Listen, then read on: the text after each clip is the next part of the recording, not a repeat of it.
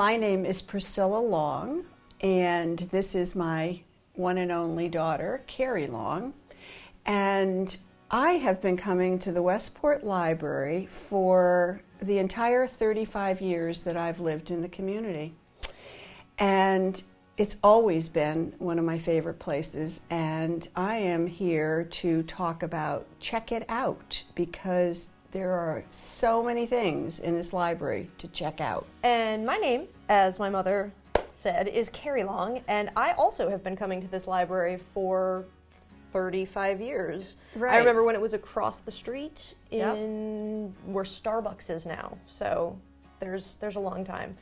And I also have a long history with the library, so my first job when I was 14, shelving books in the children's department.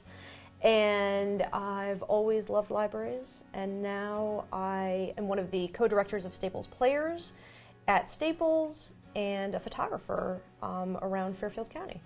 So when I started to think about some of my favorite books, this one immediately came to mind, and you're probably thinking, Little House on the Prairie? In any event, Laura Ingalls Wilder, I can remember back many, many years ago when I read these when I was in 5th and 6th grade. 5th and 6th grade. And so when you came into the world, starting when you were in 3rd grade, we began the Little House series. And we went through all of them. So you read them to me. I read them to you, and we laughed, and we cried, and weren't we going to get in the car and go to Missouri?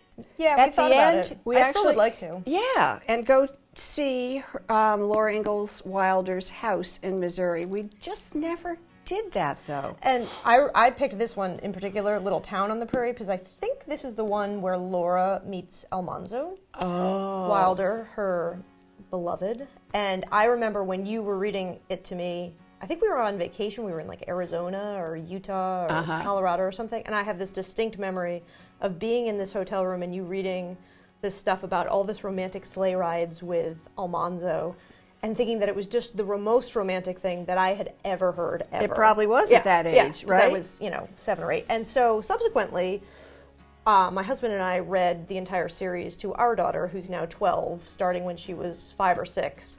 And she loved them so much that she burst into tears when we finished the last book, and subsequently went dressed up as Laura Ingalls Wilder for Halloween. Started listening to the audiobooks, which they also have, which are read by Tony Award winner Cherry Jones, who's amazing performance. So that is also a great thing to check out. Well, this one right here is a book called At 12. It is photographs by Sally Mann.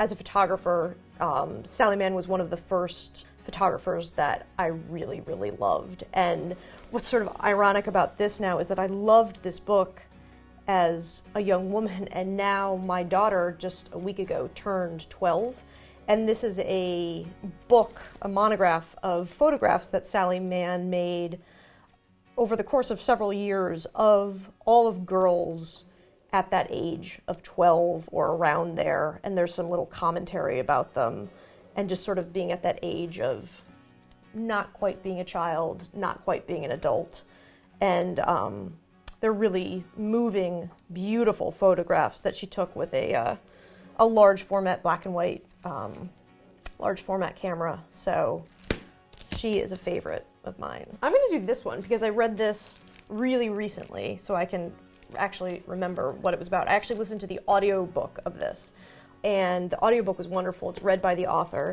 So the author is Sarah Rule, who is a playwright. She is a MacArthur Grant winner, Genius Grant, and 2-time Pulitzer finalist. And it's a little bit of a memoir about a very certain time in her life.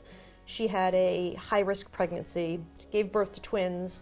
Next morning, her mom came into the hospital room and was like, "What's wrong with your face?" And she realized that she, seemingly overnight, as she said, her face fell. And she had very severe Bell's palsy that affected the side of her face. And subsequently, she was not able to smile and express joy, and she had these two little babies. And the book is really interesting because it's a lot about motherhood, and it's also a lot about how we take advantage of being able to express ourselves with our face. And for her to be in theater and for her to be interacting with all of these people, including her children, and not be able to express joy in the way that she wanted to be able to, was devastating. And so the book is about, it's very funny too, but it's about her journey of trying to, deal with this condition, and also, come to terms with different ways that she could express herself that weren't just by using her face. One of my volunteer jobs for the last 5 years or so has been reading to kindergarten classes in Bridgeport. And I introduced them to Mo Willems, Elephant and Piggy and Pigeon. They have the stuffed animals in the classroom, and so I'm able to play with the animals. And these children, they're the simplest books. And well, Mo Willems has said that he wants the illustrations to be something that the kids could go home and draw themselves. Right, something simple. Something accessible that they could, and he actually has, there's great videos online of your kids can go and learn how to draw the pigeon or learn how to draw the duck. And he does them, and my daughter loved them. Right. In all of them, when they have the little bubble with the words in them, children know who's speaking. And so they can look, and I can point, and they know, and they start to know the words. Right. It's simple. Lucy used to be able, our daughter used to be able to go, and she would, right before she started to read, she would start going back and forth with us about them. And the children, oh my gosh, the children would sit there and be absolutely hysterical. Yeah. And I would think to myself, I mean, these are funny. They're funny, but kids absolutely love them. And they're funny for parents too. Oh, This one I just have to share. Knuffle Bunny. Knuffle Bunny. It's about a little girl named Trixie, and she has this bunny named Knuffle Bunny, and she loses the bunny.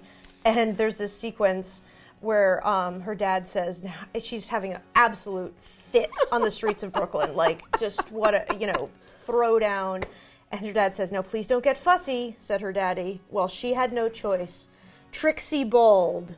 She went boneless. And that's my favorite thing, because if you're a parent of young children, you know exactly what going boneless means. And I've never seen that in that is just like the dead weight, here's her screaming. So he does have a sense of humor for adults. He does. And I've spent so much time in the children's department here getting books. And I absolutely love it. I love to go in and say hi to everybody. And the librarians are such great resources for knowing exactly the type of book that you would want. They would just magically know. Oh, Hamnet. Hamnet. Just so beautiful. Oh my gosh. I read it with my book group. I was shocked at how much I loved it. Yeah. My husband loved it. I loved it. Yes, everyone I know that I've recommended it to has loved it. It's just incredibly well written, right? And it's really sad too. Oh, it is really sad. I mean, I'm not a big crier at books, and I feel like you cried at this one. I think I may have. There was one moment, I can't remember exactly what it was, but well, this was a book I didn't want to end, so I actually went back and read the last 3 or 4 pages after I had finished it and reread the ending, because the ending was absolutely gorgeous. It was like one of those things that, it's over! Oh no, it's over! I'm going to go back. I actually could see me going back and reading that again soon. Because I think when you read a book a second time... you get different things from it. Totally. Yeah. So I'm Priscilla Long, and I hope that you check it out of the Westport Library. And I'm Kerry Long, and this has been such a pleasure to discuss things that we love together with someone I love. We hope to see you at the library.